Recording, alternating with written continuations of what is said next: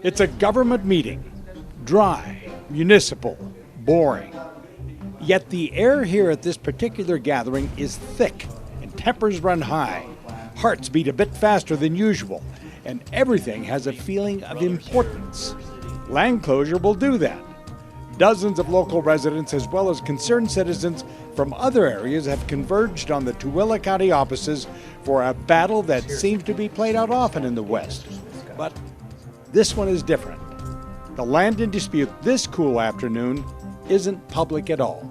The issue today was really about public access to public land and through private land, whether the county had ownership, whether the private land owners had ownership of the roads, and to what degree should the public have access in this area up in the Ophir Canyon Bald Mountain area.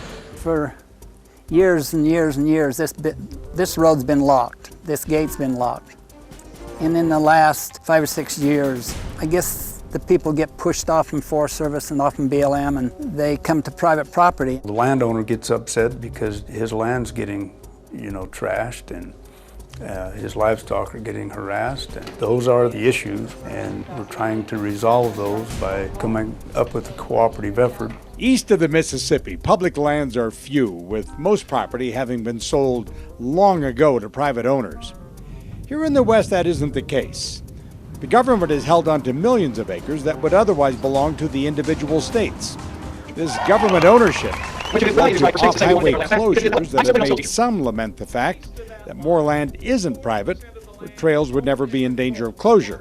Well, that debate takes center stage today as the same abuses that have closed other trails on public lands are forcing private owners to do the same. But I think that there were cases where they were allowing the public to have access to private property, and the public, maybe unknowingly or knowingly, I can't guess, but either way abused that privilege of accessing that land, whether it was public or private. It was, they did things wrong.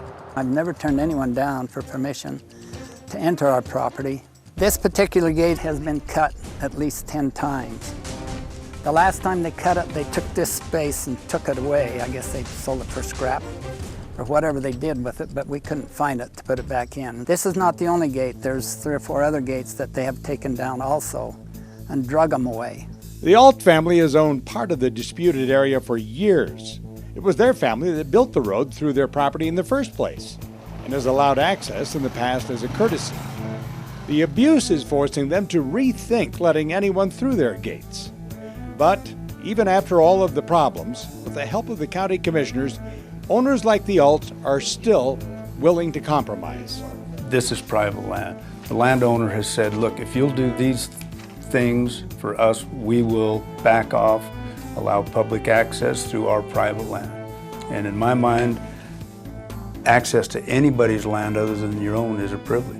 And we need to respect that privilege, and we need to respect the rights of whoever owns that land, whether it be the BLM or a private landowner or the state or the county. Public or private, the issue still brings a level of passion rarely seen at county meetings.